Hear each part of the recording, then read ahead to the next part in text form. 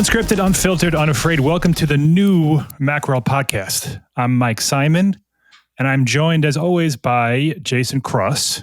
Good morning. And if you've been listening to this show, this is different. Like, for one, I'm talking. I'm not usually talking right now. Usually it's Roman. Roman's still here. Roman, say hi. Yeah. Ahoy. See? He hasn't left us. In fact, he's kind of been promoted. He's now our new producer now. Like, we're trying to get more established roles, and Roman's going to be our producer, keeping us on track, taking care of audio, video, correcting us when we're wrong, jumping in if we get like completely and totally off track. Okay, Mike, you can wrap that up, Mike. Yeah, see, that's what I'm talking about. It already works. So we might have some mistakes today. We're changing things up. So let's start by going back. Yeah, pardon our dust. We're right. We're trying some new stuff. It'll take a few weeks to shake it out. And before we get into our main topic, let's go back like 30 years. We were talking before the show started. So AOL just announced, like literally just announced like last week, that they're shutting down their dial-up service. And like I honestly thought it was gone, as most people did. Yeah, I think a lot of people were like, wait, they have a dial-up service? There's an AOL still? like a service? Right. That the company exists, for one, and two, that you can still do like the Bing Bong modem thing and dial up. Yeah. But in the story, Roman wrote the story, and he talks about how like there's still 100-something thousand people as of like a couple of years ago that still rely on dial-up to access the US, internet. So. Yeah, so on the one hand, it's somewhat depressing that our country can't provide broadband internet access everywhere yet, because we just don't have the we obviously have the technology, we just don't have the capacity to reach places where it's maybe not profitable, maybe too difficult to do, things like that. Yeah, they just didn't. We've been here before. The phone service was like this, and they had to pass a law that said, no, you have to connect everybody, even though it's unprofitable. And then they had to run phone lines out to farms in the middle of nowhere. And it's like, yeah, you got to do that. We had to make a law, and we never did that for internet. So right. And you can see that with LTE and 5G, like some people are still on edge, I assume, right? Like, do we still use those networks in 2G? In some places still? No, I know a lot of them were deprecated, but... Yeah, I think they've been shut down more or less. I think everyone's on at least 3G. Okay. They're doing a better job of covering the country with cellular than with any kind of wire. I agree with that. I have to assume a lot of the AOL, anyone who was left on AOL thing was not primarily people who that's how they connect to the internet in the US. They had a dial-up service for international travelers. Like you would have AOL, even though you were on DSL or cable modem or something here. And then when you went abroad, you had a number you could call in that country, local numbers you could call to get connected. And I think a lot of people kind of still use that, maybe. I mean, not a lot, or they wouldn't shut it down. Well, so Jason, you're a PC guy, like half-time, like part-time PC guy. Did you, when you accessed, assuming you accessed AOL in 30 years ago? I never had AOL. You never had AOL? Interesting. No. That ruins my question. Way back in the early modem days where you had to dial up and listen to the thing squeal at you for 30 seconds. I was on Prodigy. There was Prodigy, CompuServe, and AOL were the sort of three. How do you connect to whatever? And then by the time we got out of those sort of vertically separated, glorified BBS systems to the real internet, I just had a local internet provider. I just dialed into some local ISP and got on the regular open internet. So yeah, I never had AOL. I did have an AOL Instant Messenger. Yeah, everyone had that. Way back when, which like everybody had that. You didn't have to have AOL for that. Right. But that shut down. The main AOL service, as you would know it, was kind of shut down. Like you didn't, when you dialed into AOL, you were just on the open internet, of course, because why wouldn't you? It was basically like an email. It's like having Yahoo, right? It was like Right. Yeah, right. But it's changed hands multiple times. Different bunch of companies bought AOL and then sold it to this other company. I don't even know who owns it anymore. Like it's crazy.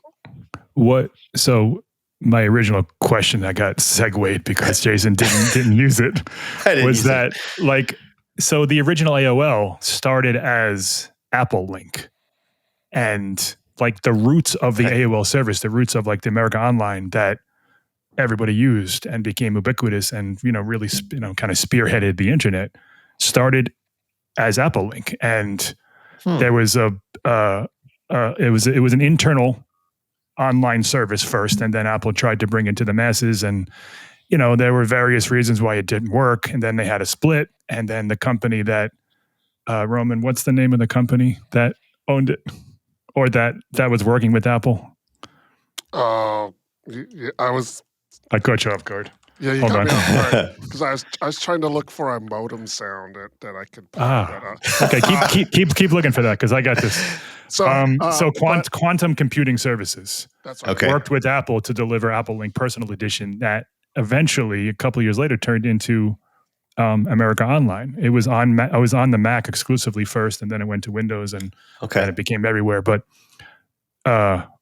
what's interesting about that, and this is going to segue into our main topic here, is that like there's so many of these little technologies that Apple started, like FireWire, MagSafe, and we're going to get into it. But Siri, like Apple was the first to bring, it wasn't quite AI, but it was close to like this, like conversational chatbot that you could not just type into Google, but actually ask your phone at the time a question, and it, like a person, and it would respond with an answer like a person.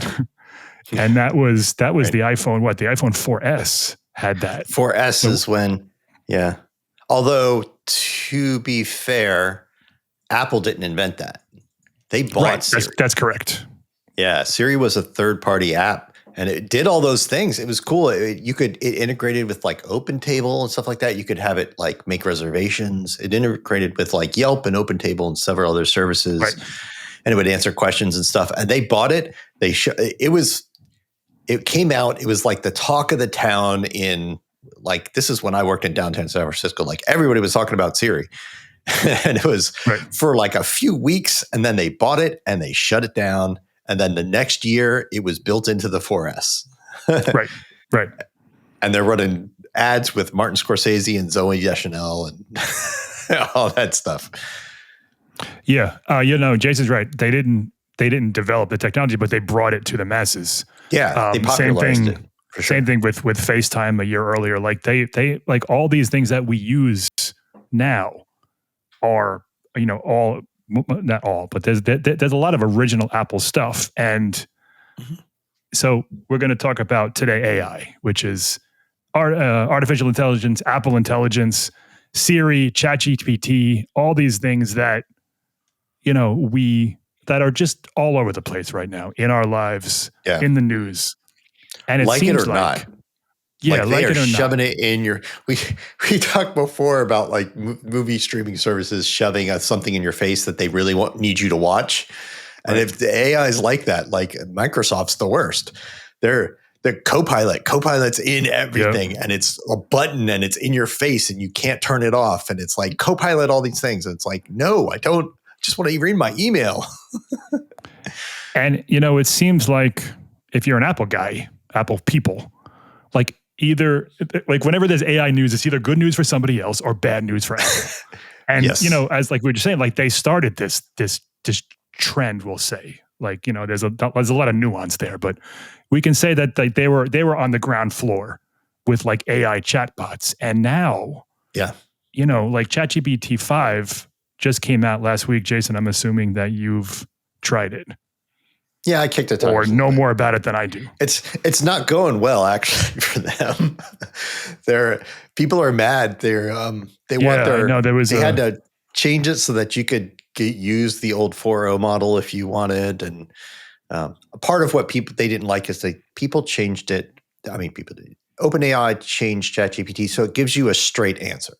It just gives you a non-personality, I'm a robot, here's your answer. And people were like, no, I liked the personality that always told me all my ideas were genius and I was changing the world with my clever whatever and stuff, like it was like, I miss that. I want that back. Right. So like the personality is gone. Yeah. So they added in personalities you can select actually now, and they let you use the old 4.0 model because also the new 5 model that's supposed to like hallucinate less and be more correct and stuff like that people aren't pleased with like how it answers or what its restrictions are or that it's not as accurate as they say. So they still do have some work to do, but they're still like, to compare this to what Apple's doing. Right. I think that's what you're getting at is that everyone else has got AI and Apple has Siri. Yeah. So so ChatGPT 5 is like light years ahead of anything Siri can do on the phone. And so, iOS 26 coming out in a couple weeks, we were supposed to be past all this like months ago. The new Siri, as Apple unveiled it last year, was supposed to, there's a bunch of things that it was supposed to do and have plug into apps, be able to reach your screen, understand have a contextual awareness of what you're looking at. It does none of that yet. And it's probably not going to when the iPhone 17 comes out next month. They delivered all the other parts of Apple Intelligence. The visual intelligence is there, the writing tools, all these other things that aren't that great. I mean, every time I see a thread somewhere about any of this stuff, or we write an article and we get feedback or something, people are like, "Man, I just want my autocorrect to work." Yeah. Like, I don't need to make really, really bad pictures with the image playground. I want my autocorrect to work. Like, what are they doing? But all the Siri stuff. There was a lot of news about this when it happened, that it was supposed to come out in the spring as an update. Like March, Yeah, and it got real close to that, and they kind of bumped it up to the next year because in later interviews, they've kind of admitted that, like, well, what it is we've got this, they don't call it Siri 2.0, but it's a next generation thing that operates on a large language model and to answer questions and stuff like that. And it's not ever going to give you all the information from the internet because it's not meant to run it's meant to run on your phone. Right. And then hit the cloud for some things, but we're not trying to answer everything on the internet. That's why we integrate with ChatGPT. But there's that. And then there's a very simple model that is what you're used to kind of today, that's just like sort of keywords based and stuff that performs actions on your phone. When you say set a timer or a calendar or call this person or something. And those are two different systems, and they were trying to kind of hybridize them together, and it was not working. Like to do all the new Siri stuff, all the stuff where it will take actions within your apps and read the screen and all that. So they said, okay, well, what we need to do is we need to make everything work on the new Siri. Right. And that's taking more time. Yeah. And like it's been reported, Mark Bloomberg amongst other, Mark Gurman from Bloomberg amongst others. That I feel like we should just call him that. We should call him that. Like it's like Tim Apple. It was reported that like they had to basically start over. And, we ran stories, everyone ran stories like, oh my God, Apple had to scrap. Like it wasn't so much that they had to scrap the project. They had to scrap what Jason was just describing, this hybrid model, and basically say, all right, it's just got to work as one.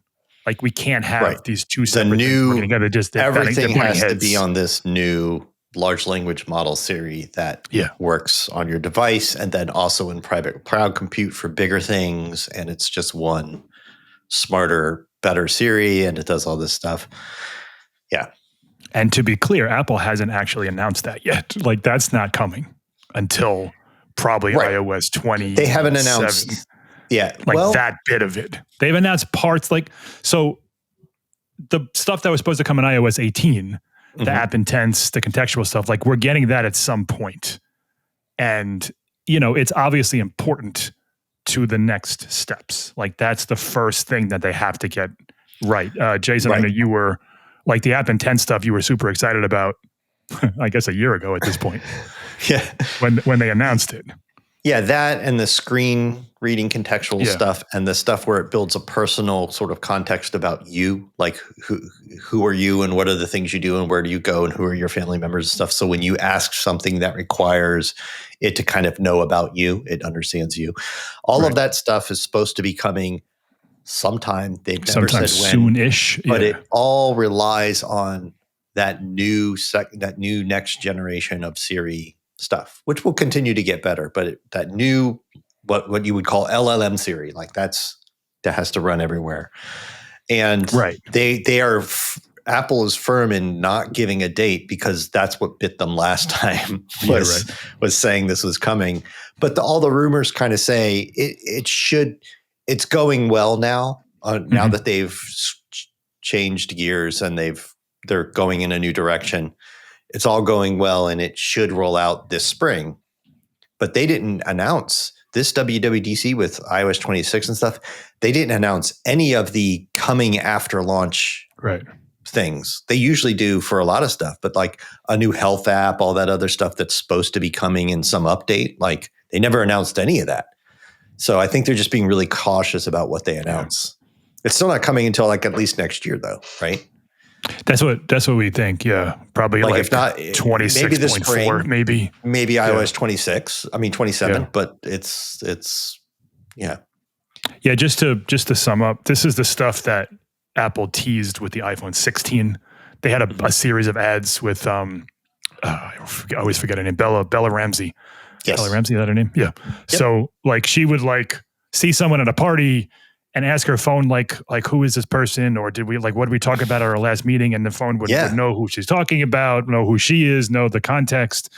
That's all this app intent stuff where Siri's gonna be able to work within apps and pull information, all private, all on your phone, all without going to the cloud, and deliver it quickly and silently and whatever you need to do. That's coming. Yeah, within iOS 26. And some of it will have to go to the cloud, but they built a whole architecture. Right. They're going to have their own servers where nothing is kept. It's only the stuff that's needed for your one question, and then it's dumped, and they made all the server code public so that people could verify that that's true, and all this other, they call it private cloud compute because they want to make sure that when it needs more processing power, when it needs that big cloud infrastructure to do stuff, that it's just as private as when it does run on your phone. Whether you believe that or not, I mean, they're going overboard to try and make that true, but that will be a part of this system. Yeah. So when it arrives, is it too late?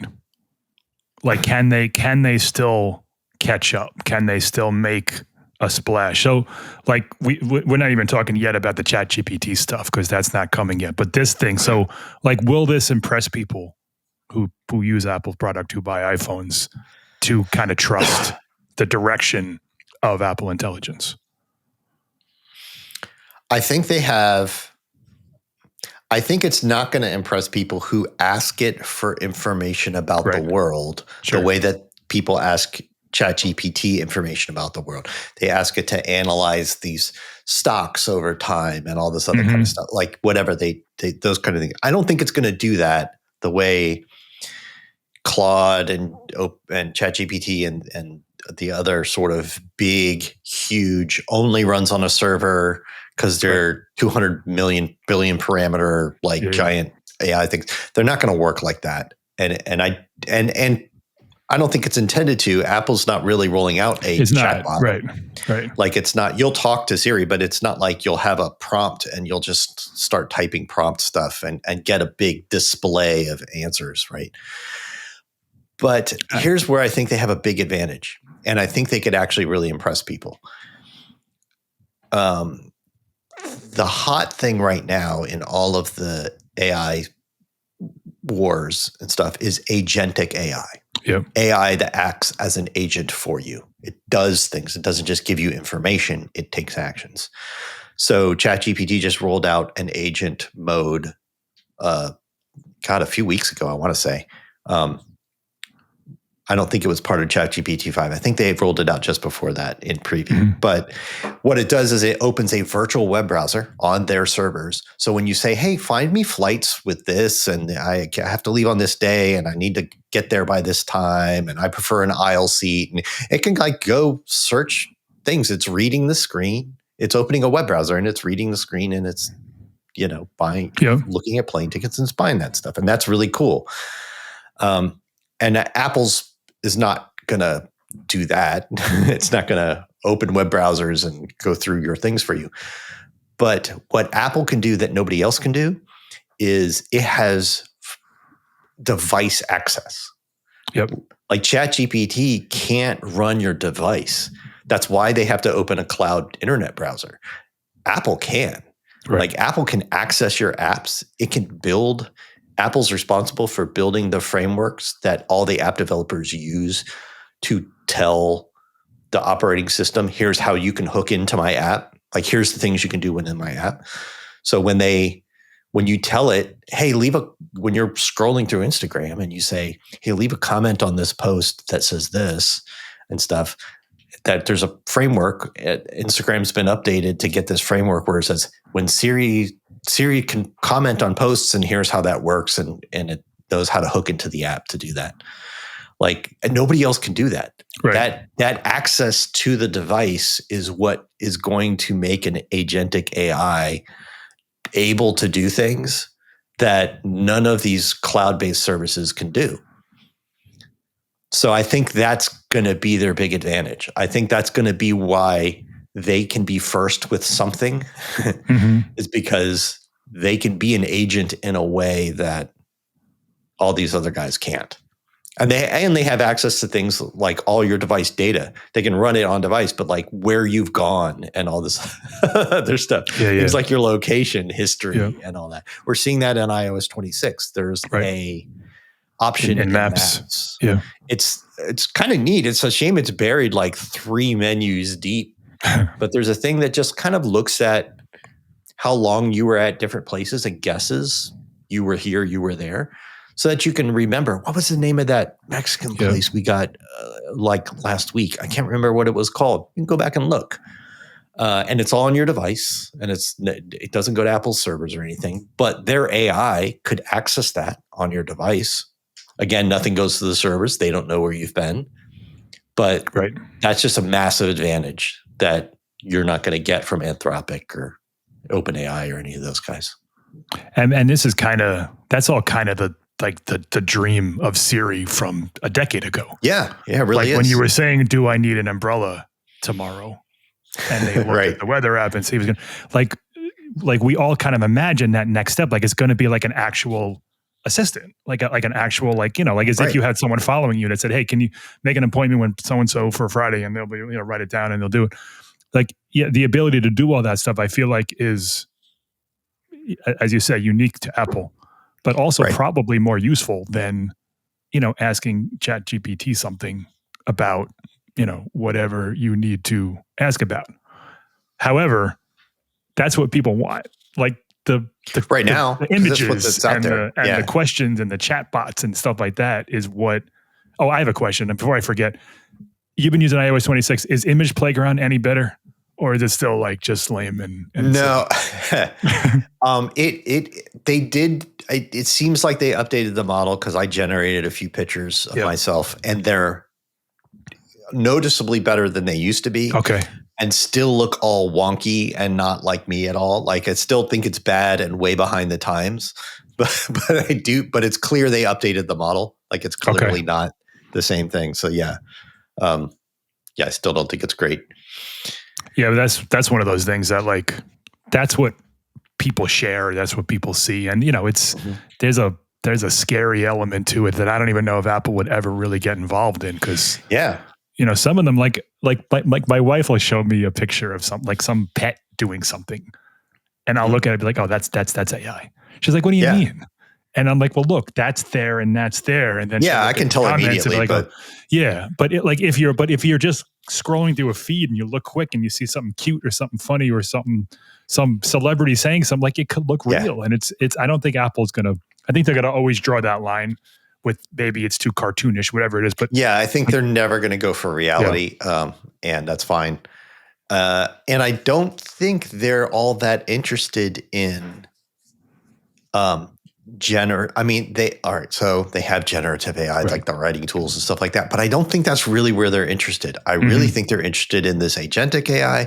I really think they're interested in making AI as plumbing that developers can hook into. An AI system on your phone that if you're a developer, you don't have to license some AI model or pay per access to the server or something like that. Apple's got one that you can hook into because you're just trying to transcribe text. You're just trying to translate text. That's another good one. Like that's coming in iOS 26. There's all this cool translate stuff coming, but it's also a developer framework.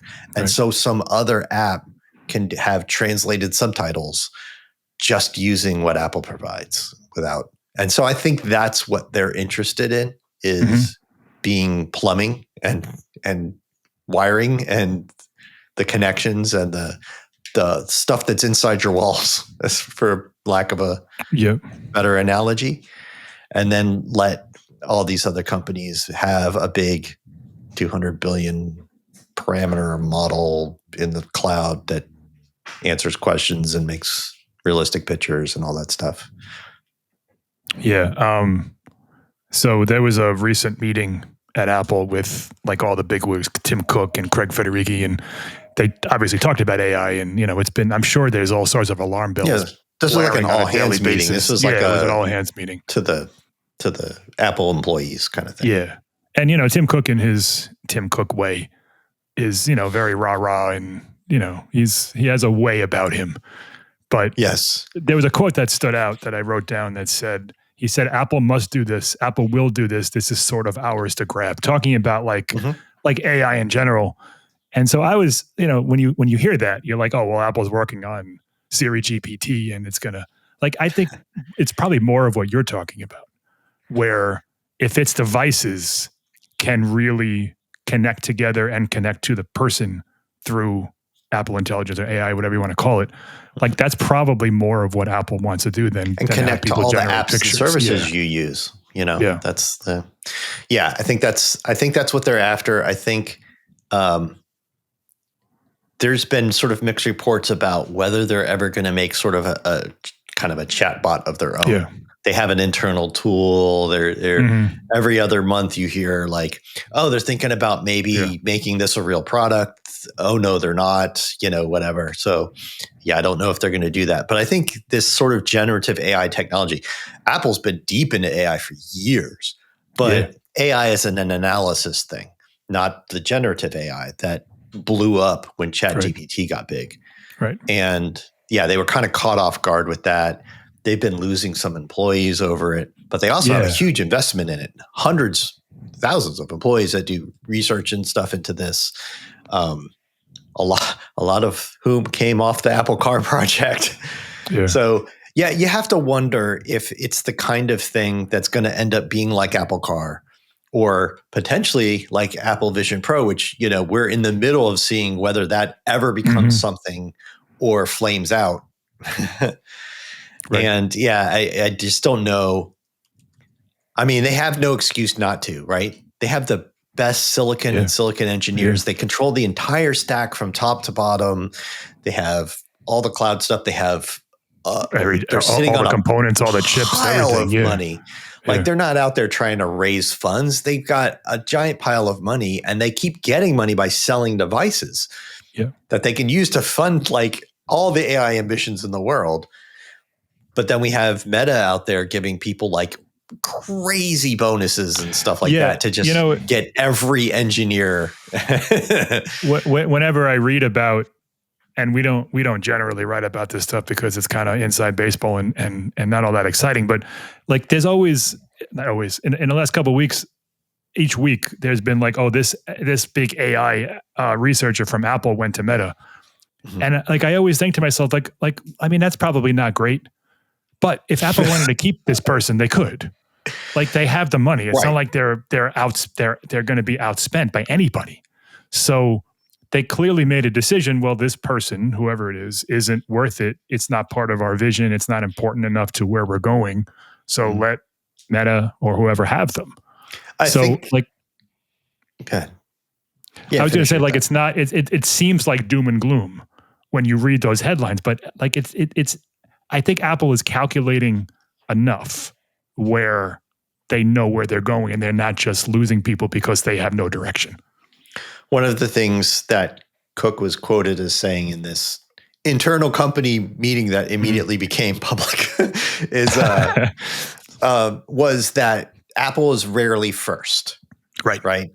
And that's never been, it wasn't first with facial recognition. It wasn't first with a fingerprint scanner. It wasn't first with a smartphone. It wasn't first with an MP3 player, was his examples. There are MP3 players before the iPod. They're the first one to do it right and get it and do what everybody wants. And as popular as AI is, because it gets shoved in everybody's face, it's not the kind of thing that like my parents aren't using AI all the time. I don't even think they would even know how to. Yeah. And and if anything, they're just kind of fooled by it now. But Apple's going to be the one that would get them to use it, right? Like more than anyone else. So I think he was right about that. But the other thing about losing employees, the thing that worries me is that people who are really, really top of their field like this, people like Jim Keller when it comes to chip design and stuff, who's bounced around between companies doing incredible chip design, leading teams that do incredible chip design stuff. And AI researchers like this, it's not just about the money. Of course, when somebody wants to give you $100 million signing bonus and then what could be $1 billion worth of stock options if you deliver whatever, that's incredibly exciting. But they have ambitions to basically change the world. They're looking for a company that has sky high ambitions. And if they're leaving Apple, what worries me is that Apple's ambitions are really guarded. And then we have Meta or OpenAI or something who's just like, no, we're going to build the global super intelligence that everyone can access for free and is smarter and better and correct about everything and is right. Like just, fantasy BS, but like that's it. When you're top of your game in these kind of fields, that's what you want. You want this impossible challenge and you want to be the people who make it, right? Or to try to make it.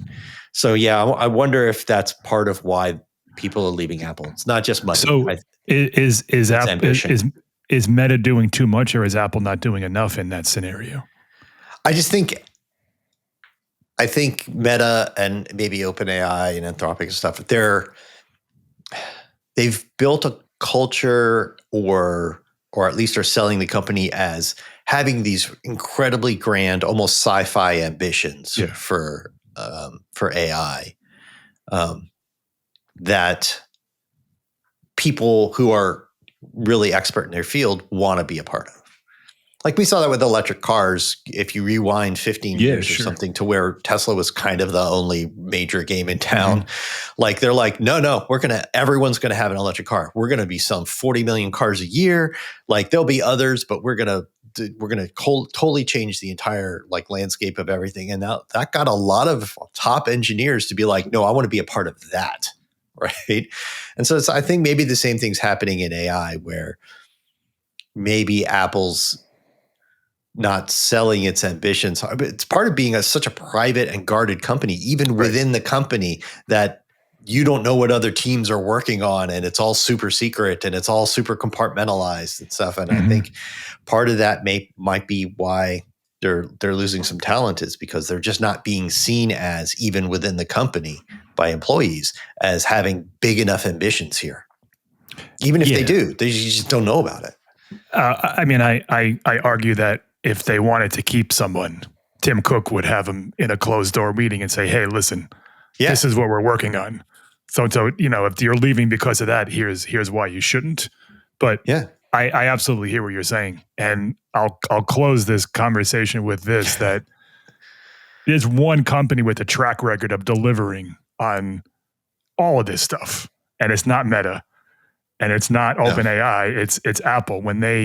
It might take them a while to get there, but they they get there. I'm with Jason where I'm a little bit skeptical about AI because this is different. AI is not a pretty piece of hardware. It's a completely new realm for Apple. But if anyone can figure it out, they'll be the one to do it. We'll see. I mean, this is a long road. I mean, we all lived through years and years of Apple Car, where they had a giant project with an enormous amount of money and a huge number of employees chasing a pipe dream that never happened. Right? I can't imagine what, like, if they just never even started that and instead focused on other things, like where they would be. So it's going to be interesting, but I do think we'll at least get this new Siri with the new model and the things like that. I think we'll get that in the spring. I think it'll be heavily marketed, and they'll really kind of start pushing it starting kind of early next year. You'll start to see previews and stuff like that. Like, oh, this is coming. And we'll see some beta stuff. I mean, we'll see. We got iOS 26 coming in September, and then, probably 0.3, 0.4. I don't think it's going to be this year. I think it'll be 2020, 2026, maybe March, maybe February, whatever like that, something like that. All right. So this is the new format. It'll be smoother in the future, I promise. But we're going to have a couple of segments now before we close the show with the mailbag of reader comments. And the first thing we're going to do is the worst thing that happened this week. And we all have ideas. We talked about this beforehand, and there's one big topic that wasn't great, and we're going to largely. We mean the worst thing Apple related, by the way. Like the worst thing. Obviously, bad things are happening all over the world, and this isn't. This not like earthquakes and podcast. Stuff. Right. Yeah, the worst thing that happened in Apple's or to Apple or by Apple this week. So, end of last week, Tim Cook met with President Trump over tariffs. And so taking the political stuff out of it, and this will be very brief for anyone who doesn't want to listen to this part of the show, but it makes me sad that Apple is so big now that it can't be that little scrappy, like there's that famous photo of Steve Jobs way back in 1984 or 3, and he's standing in front of the IBM sign and he's giving them the middle finger as if to say, like, you're the big company that has to play ball and we're not. Yeah. And that's just not the reality anymore. As much as, no, they're the IBM. Yeah. Somebody else is standing in front of Apple Park giving it the finger. That's where we are now. Absolutely. And, like all three of us have been Apple users for decades. And, at the, like before iPod, before iPhone for sure, back when Apple was still, like the think different, here's to the crazy ones, like that Apple. And that's just not how they are anymore. And, I can assure you that before Tim Cook strolled into the White House, there were weeks of meetings and planning. Oh, yeah. And should we do this? And how are we going to do this? And they have to obviously, walk a line between who they are and who they want to be. But it's just the reality that if you think Apple is this scrappy little upstart that sells iPhones, they're not. Like, they're a business. They're a huge business. They're the biggest business in the world on some days. Yeah. This is all about manufacturing in America. Right. And Apple had, back in the Biden administration, announced a $430 billion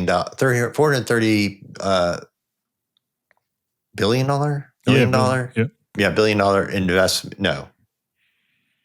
Yeah, $430 billion investment in America, which people talked about as though it's U.S. manufacturing. And manufacturing is a small piece of that.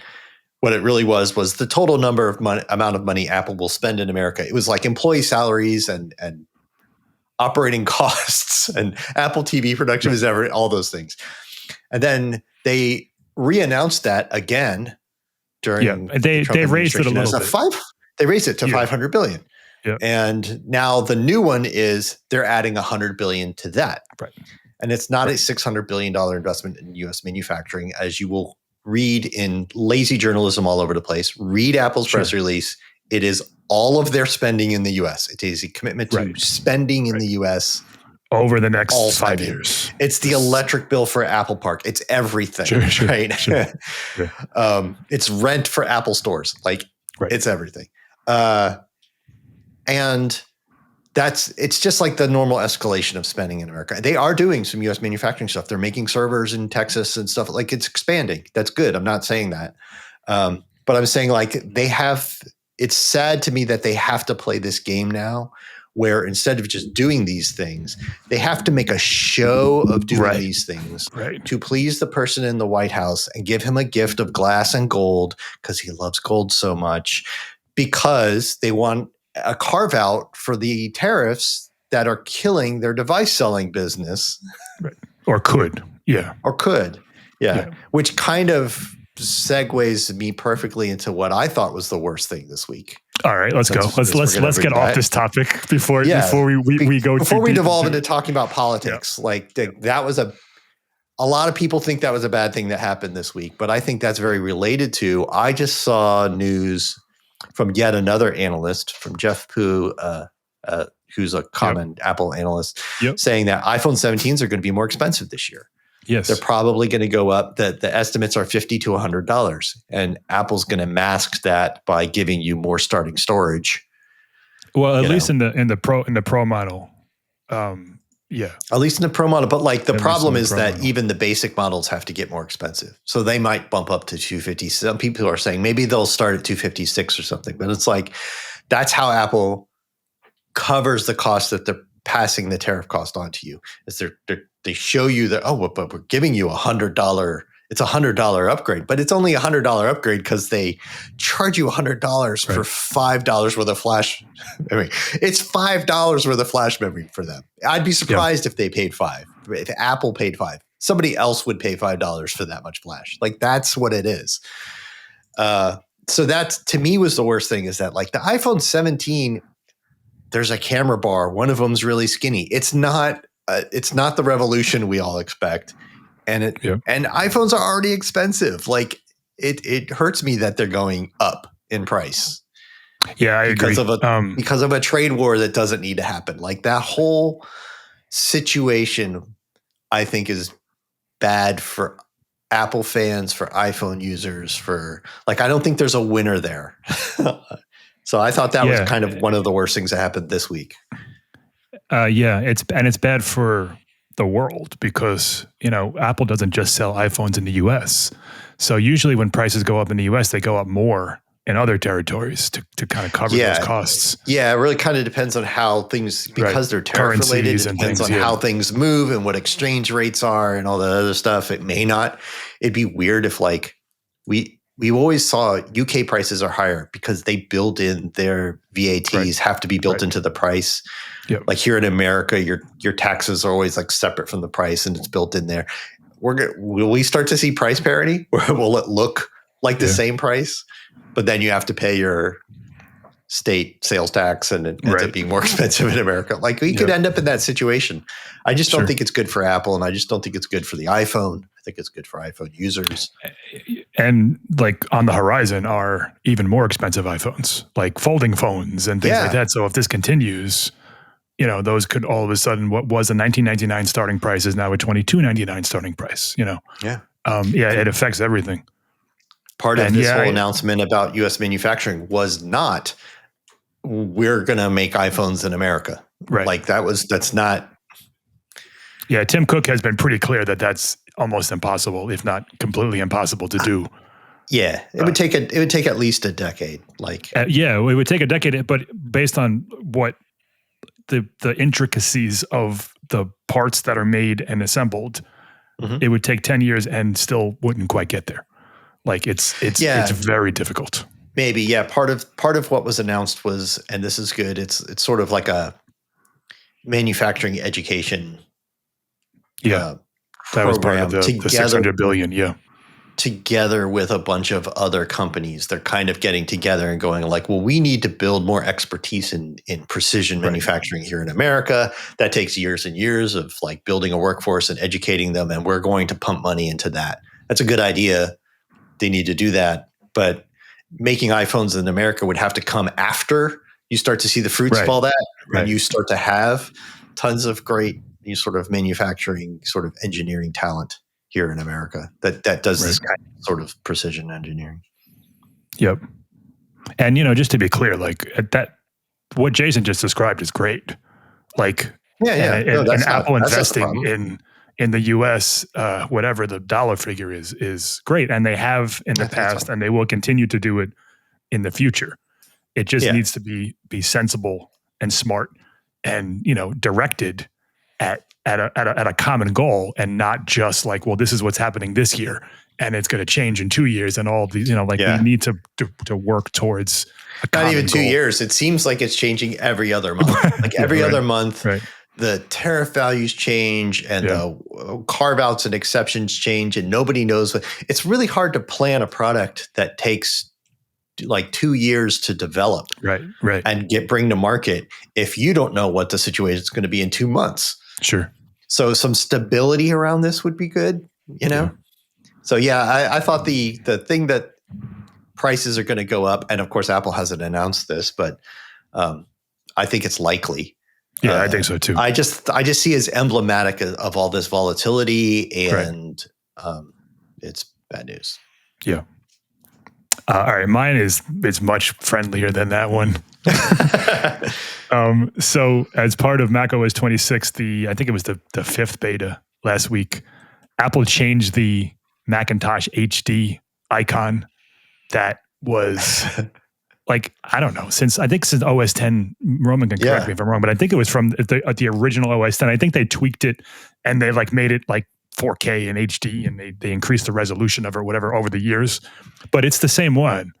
And like I keep it on my desktop in the top right corner because I just like to look at it. Sometimes it's like I rarely go in there. If I'm going to search for something, I'll go to the Finder. But it's like it's been on my desktop forever. And people who have been using Apple for a while, back when Apple demoed OS 10, the first time, like the 10.0 beta, like the desktop was completely empty. Like they didn't have the hard drive icon on there originally. And people like freaked out, like, well, what do you mean? And then Apple added that. How do I get to it? You just open you can check Finder, it to like keep you it on and always off. do. Like, right. But like it's been that like comforting little icon. And yes, I know you box. I know you can change it. Like someone will post the old icon JPEG. Yeah, and it's very easy to change it. But it's just like it's like why? Like why do we need I am so on the other side of this with you. Okay, all right, let's go. First of all, I can't stand having it on my desktop. It's forced on my desktop on my work Mac. They have it enabled, and I can't disable it because of the corporate like security settings and stuff. Like it's stuck there, and I'm mad because I like a clean desktop. Mm-hmm. I open Finder when I want to go to files. And if I put temporary things on my desktop, like if I'm taking screenshots and building for an article, and as soon as I'm done, that all goes in the trash. Like so my desktop, I like it empty, and it's like you don't have any icons that you go to normally. It's completely blank. Nothing on my desktop. It's just only in my dock, right? It's in my dock. My desktop's clean except for that icon I can't get rid of, and I'm mad. Right. But so like my Mac laptop, that's my personal Mac, I don't have any of that. But the other thing is that like that's not what a hard drive has looked like for years now. No, I know. I understand. That's why I'm happy they changed it. I'm like, oh, finally, the old spinning, magnetic, rotating, like Macs have not had those for how long now? Yeah. Like, let's have something that. No, I get it. But so the icon that they have now, there's like 3 holes on the bottom and a USB-C port. Like, what is that? Oh, like, I have to look up what the new one is. With what it would look like. Roman, you can chime in as well here because I know you probably have opinions as a Mac user and writer. Yeah. So yeah, the Macintosh hard drive icon debuted in 2000 with OS 10, as Mike said. Yeah. And the reason why they changed it, I mean, they haven't announced why they changed it, but the reason why they changed it is because Macs don't use hard drives anymore. But they haven't in like a decade. Yeah. Why now? So my main gripe with the new SSD icon is that it's boring. Yeah, right. I agree. Yeah. So the hard drive icon is actually really detailed. It has the screws in it. It has you know how a hard drive mechanism has like a raised area for the platters. Yeah. It reflects that raised area. Yep. The SSD icon, it looks like a silver box with an Apple icon. And the Apple icon isn't even like properly like aligned. Like it looks like it's just kind of floating on top of it. It doesn't even look like it's really part of it. I mean, that is what sort of external SSDs look like. They don't have big screws hanging out of that stuff. They are sleek. But I would rather it be something that looked like they don't use M.2 drives in Macs and stuff, but something like that, something that looks more like what the internal storage of your Mac is. My problem is that it took what was an internal component, and the new icon is more like an external SSD. That's right. It is. Box, and it's probably also used for external drives you have hooked up into. Well, Apple has an external drive icon that isn't the same as the Macintosh HD icon. It looks like an external drive. Yeah, I just don't think it's like a good representation, but I'm glad they got rid of the hard drive. And honestly, I can't stand having that icon on my desk at all. I understand that it's just kind of on by default for a lot of people, and they've gotten so used to it that it's just there. But I uncheck everything else, but I always leave on that HD, and I'm going to change it. I'm more upset that they changed the Finder. They changed it back, but they swapped the blue and the silver on the Finder icon, and the later beta switched it back. But I saw that, and I was just like, "Oh, what feels wrong? That feels wrong. I can't deal with that." Yeah, the thing about the new icon also. So I understand from a design standpoint, you want something that's kind of similar to the old hard drive icon for people to make a connection. Yeah, a visual it needs to be a connection. silver rectangle of some kind. Right. Because you can't just if you want to make it correct or accurate, so to speak, as to what is being used right now, you would have a set of chips. Yeah. And I don't think people would make that correlation of that's my storage, Right. It has to be that. But so well, we'll see. We got a couple more betas. Maybe they'll make tweaks to it. I don't know. I don't think the big rotating media hard drive icon's coming back, even if they change the new one. No, I will say that it's got to change sometime, and this whole big liquid glass push is probably the best time as ever to do it. I mean, what are we going to have? The year is 2050, and we still have Macintosh HD with this. Like, Jason, what is Jason that? A 50-year-old? Yeah, kind of. I was going to argue with you. But like nostalgia for nostalgia's sake, like. I think they need to get rid of the Macintosh HD icon. I just wish there was a better icon that replaced it. So. Yeah, I can see that. I'll give you that. Yeah. All right. Well, this is a good transition right into our next segment, which is this week or this day or this month or whatever we're going to do in Apple history. And this week, I think it's this week mostly. Close. It's August 7th, 2006 at WWDC. That was Apple within the last unveiled, week. This is posted on the 14th. It's not the 14th. Close. Well, when we record it. It's a liberal version of week. Yes. In the last week from when we recorded this. Is so the Mac Pro, the first cheese grater, for lack of a better word, Mac Pro. I'm just going to read the specs real quick. A quad Xeon 64-bit desktop workstation featuring 2 dual-core Intel Xeon processors running up to 3 gigs and a new system architecture that delivers twice the performance of the Power Mac G5 Quad. So what all that means is this was the first Intel Mac Pro. It completed the Intel transition. And Roman, were you there when this thing was unveiled, or was this before your coverage time? No, I was at Mac Addict at the time, but I was not at this particular event. Yeah. Mm-hmm. Okay. People loved this thing. This was the big silver box with like the pinholes in the front and back. Right. And for a while there would be like even PC enthusiasts who would try to buy these cases. Yeah. For you, did you have a Mac Pro that busted? I'll buy your case off you. Even though regular PC motherboards didn't fit, you had to like finagle all these things to get the back panel to fit and all that, but they were so cool. And the airflow was so great. It had this like sort of new system where they kind of divided the system in half to have these big 2 airflow areas that were really quiet and provided all this great cooling and everything. Yep. It was a really great product, and it stuck around for quite a while until they came out with like the newer version, the version that had the caster wheels that we all made fun of.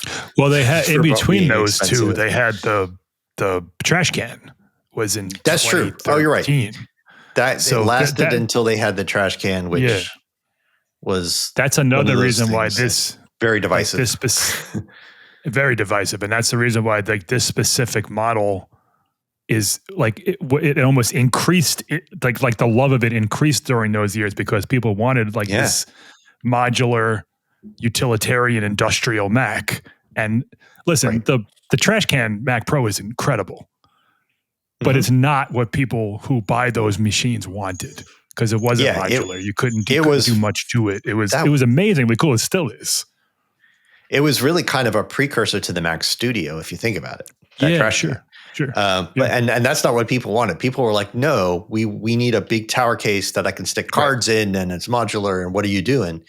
And it was a big deal when they announced they're coming back with that. And it looked a lot like the old Mac Pro. It had much bigger holes. That's the one that people kind of called the trees graters when they came back. And it had the big silver things you could lug it around, and you could spend how expensive were the cast? You could replace the standing like $600 or something. Things the wheels with wheels, and I think they were. I think they still sell them. Yeah, it was $400. It was like $100 a wheel or some craziness. Like, yeah, you could replace them with. I think it was more. Roman could chime in. I think that they're more than $100 each. They were. Yeah, what do the wheels cost? If I remember correctly, I thought it 700, 600. I thought it was like, I want to say $699, but I think you're right. Yeah, I just found it $699. Yeah, the Apple Mac Pro wheels kit, they still sell them. I mean, that's like an iPhone or like a M2 MacBook Air. They're wheels, man. They roll. Right. And it's not the kind of thing that you wheel all that often. Like you could pick it up if you want to use those handles on it. It's not a race car. Yeah, I don't know. I'm not sure why you need casters on your thing to begin with, but you don't need $700 casters anyway. Yeah, but going back to the 06, like that was a big deal when it was super fast. It blew away the power, the Mac power. Was it a Power Mac G5? It was, Power Mac G5, So it was the first. Like it was renamed, re-engineered, and as Jason said, like just gorgeous. Like it. Yeah. It was like Apple simplicity at its best. Like you look at it and it's just like everything's in its right spot. There's nothing that doesn't need. It's not adorned with any lights or RGB stuff. It's just like a really pretty, powerful computer. Well, the one thing about the Intel Mac Pro was so when the Power Mac G5 was out, there was back then, let me back up more. All right, here we go. Back then. Get comfortable, everybody. Get comfortable, have a seat. Back then in the day, the speed of the processor was the big thing. How many, gigahertz it was. And there was the holy grail of 3 gigahertz. Right. And the Power Mac G5 just could not hit 3 gigahertz. Right. That's right. Yes. So then Intel came out with this machine, or Apple came out with this Intel machine, and it was capable of doing 3 gigahertz, and that was the big deal. Yeah. We've hit the 3 gigahertz threshold finally. And that like kind of threshold is a large reason why Apple switched to Intel in the first place, is that the G5 or the G chips basically hit like a ceiling. And Apple just couldn't get what they wanted out of them. Not evolving in the right direction. Yeah. Now we could care less about gigahertz. It's all about That's true. It really, we don't even know. Was never, like it's an M4. Like we have no idea. Yeah, and it never. Some people were pointing out back then, like engineering types were pointing out, like it doesn't matter how fast how many gigahertz. That's not how much work you get done. Like that's not. It doesn't work that way, but it still was like it was a very psychological thing. Yeah, right. If you were buying one and it was a 2.3 versus a 2.8, like, oh, I want that one. You would go to stores, Best Buys or Circuit Cities and whatever they had at the time, and to buy laptops and computers and stuff, and that was the big number on the sticker. Right, 2.4 gigahertz or what? That was all that really kind of mattered to people. So it was no one even like looked at RAM or cache, or it was all it was the processor number. Mm-hmm. All right. Our last segment is we started it last week. We've done it before, but we're gonna have a weekly mailbag of reader comments and questions, and Roman is going to kick us off with that. Yep. Yeah. So these are comments and questions we get from social media, from the videos we post, and also through emails that you send us. So the first set of comments is about a video that Jason posted about Apple Music and the ability to pin items in the iOS 26 version. So you can't do it now, but you will be able to do it in iOS 26. So you can pin items like playlists and things like that. Yeah, playlists, items, and albums in your library. You can stick them to the top of your library screen, up to 6 of them. Yeah. And just like one tap play or one tap open it. You can set what you do when you tap it. Yeah. But of course, this people had thoughts about the music app in general. Nope and Nope on TikTok said, "How about Apple Music let me search only my music instead of defaulting to their subscription service?" I don't disagree with that. That's been a thing. Yeah, the default. I want to say when you search, after you search, you can hit over to the My Library tab or whatever. Yeah.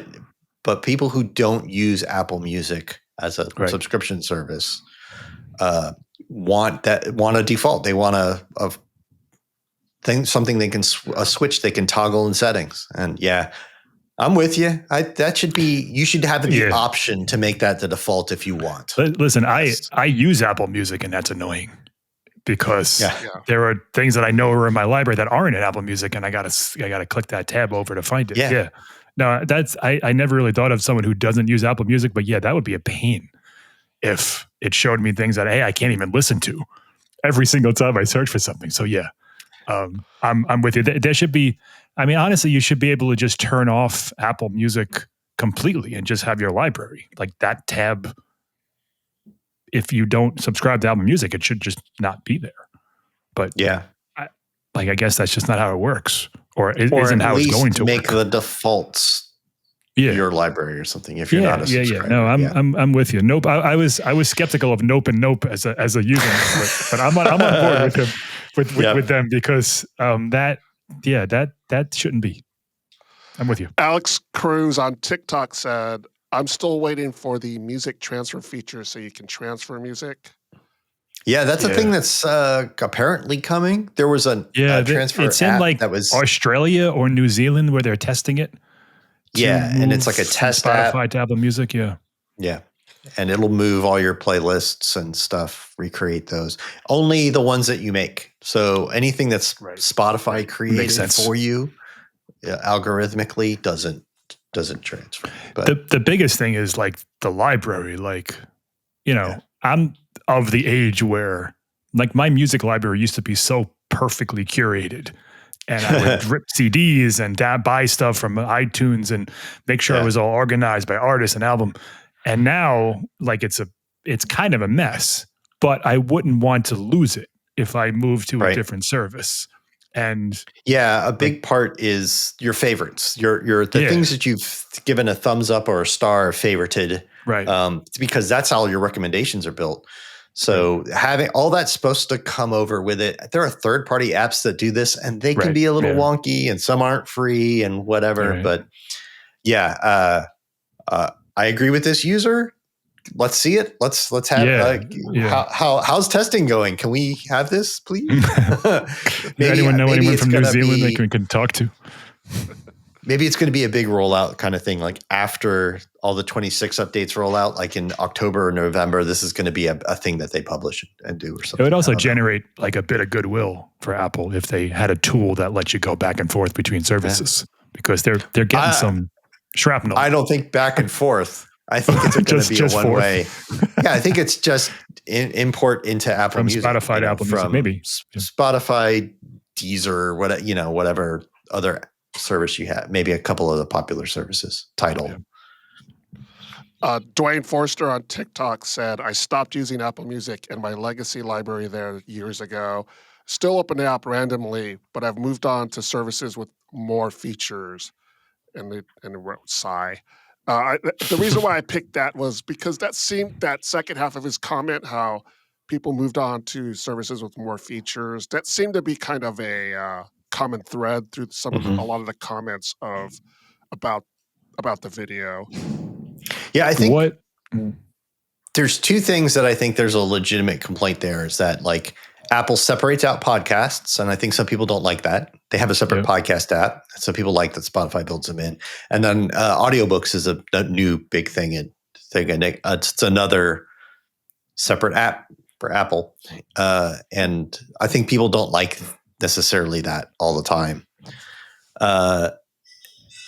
If you haven't used Apple Music in a few years, you probably are missing the fact that they've added a lot of the features that you thought you wanted, like crossfade, and now there's a new Automix thing, and the lyrics, and there's a lot of the algorithmic playlists and radio stations, and they actually added quite a bit and come a long way.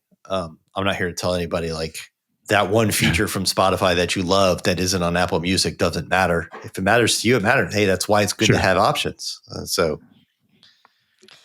And then one last comment from Windows 7 XDE on YouTube. Who said Windows 7 XD. Google and Spotify laughing in the corner. Well, sure. I mean, Google being YouTube, right? Like, I guess YouTube Music, I guess YouTube. I don't believe YouTube music numbers. I think. So everybody who subscribes to YouTube gets YouTube Music. They got weird offerings around the world, but like in general, I'm generalizing. And I think that's why they have a lot of subscriber numbers, because people are subscribing to YouTube, like not specifically YouTube Music. There are people who like YouTube Music, and don't get me wrong, but like there's nobody in my life who's like, no, YouTube Music is my preferred. Like, I only see these people online. Right. Everybody else has mostly Spotify. Yeah, some people have Apple Music. I will occasionally run into somebody who uses Amazon Music. I never run into anyone who uses YouTube Music. And our last comment is in regards to episode 943, where we talked about the iPhone Fold and what we could see next year. Medic 458 on YouTube said, why is it that all Apple podcasters out there think the iPhone Fold is not necessary or not significant? If I could carry an iPhone that would fold out to an iPad mini, I would be ecstatic. Apple should have brought this out years ago. Samsung will be in Generation 8 by the time Apple's foldable come out, and that is just inexcusable. Apple needs to get off its butt and stop being a follower and start being an innovation leader. Hey, Tim Cook actually said, we were really first. Remember? No, this is one of those situations where they're really first. I don't know. I'm sure people will love it.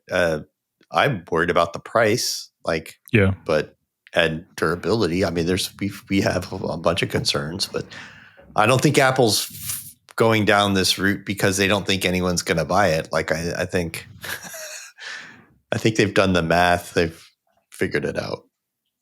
Yeah, and I also think that we as podcasters tend to take the contrarian side of that's things. something to talk about. I got to tell you, Windows. Who was the user there? Windows 7X. Oh, it was. Like, I'm buying one too. Like, there's no question about it, unless it's like $3,000. But if it's like $2,000 or something, I'm gonna buy one. I'm just gonna get whatever iPhone has the best there. battery life and camera. So probably not the folding one. And certainly nothing nostalgic. I'm going back and forth. I think I said on that show that I wasn't interested, and then I think I said like an episode later or two that I was going to buy one. You actually said you're skipping this year's iPhone to save up money to buy a twice as expensive iPhone Fold. When we were talking about the iPhone 17 Air, that's right. So I keep going back and forth. So I guess basically what's going to come down to for me is what happens this fall, if that's attractive enough for me to go buy now or wait until the Fold comes out. And also like what it looks like, what it does, how much it costs. Like there's a lot of factors. Yeah, what unique need to software features will be part of the, Right. I mean, honestly, if it's an iPhone on the front and it opens up to iPadOS 26 in the middle, like when you open it up, like that's compelling. We'll see. And opening your what you had on the front into the middle, like seamlessly and stuff. Like I don't know. Right. They could do some stuff. Yeah. They could do a cool animation there. Yeah. There's a lot of cool stuff they can do, and like I'm absolutely interested in it. Like, I'm interested. I want the Fold. I wish it was coming out next month. I want to see it. I just don't like folding phones in general. It's a personal taste thing. I recognize that there are people who do. I can't answer that. If it costs the same as what phones cost today, if it was $1,000, just like an iPhone, like a Pro iPhone, would I get it? Oh yeah. I don't know. I don't know if I would. Like, well, assuming it had the expected compromises of not going to have as many cameras or as big a battery or whatever. Sure. Like, would I prioritize cameras and battery over it folds? I don't know. Maybe I would. I have seen somebody in our comments claim it should be called the iFold, like PHOLD. They haven't done an I thing in a long time. Well, it's iPhone, right? So instead of iPhone, since I think that's the last one, right? PHOLD. I get it. I don't know. Yeah. No. Interesting. It's going to be an something. It's going to be an iPhone Fold or it'll probably be iPhone Fold. Yeah. I would think. I mean, iPhone 17 Air, and it'll be like the iPhone 18 Fold, or maybe it won't even have a number. I don't know. iPhone and iPad are just too big of a brand to not use. Not an Apple phone Fold. That's it won't be Apple phone. That's too wordy. So, all right. That wraps it up for this week's mailbag. If you have any comments or questions, post a comment on one of our videos or send us an email. And that wraps up our first new Macworld podcast. I realized I forgot to say the number. This was podcast number 946. I'm not going to attempt to do Roman's thing at the end. So that's still his job. So I'm gonna say goodbye and hand it off to him. All right, that does it for this episode of the Macworld Podcast. As Michael said, episode 946. Thanks to Jason Cross. Thank you. Thanks to Michael Simon. Thank you, sir. Thanks to Jason's cat that we just heard. I know, gosh, he will not stop. You guys hear that, right? He's climbing around in the wires behind my amp. Yeah, the cat wants to eat, so thanks for being patient, Mr. Cat. And thanks to you, the audience. Thank you for tuning in. You can subscribe to the Macworld Podcast in the podcast app, on Spotify, on YouTube at the Macworld Podcast channel, or through any other podcast app. Do you have any comments or questions? Contact us through Blue Sky, Facebook, or Threads. Just search for Macworld and look for the Blue Mouse logo. Join us in the next episode of the Macworld Podcast as we talk about the latest in the world of Apple. See you next time.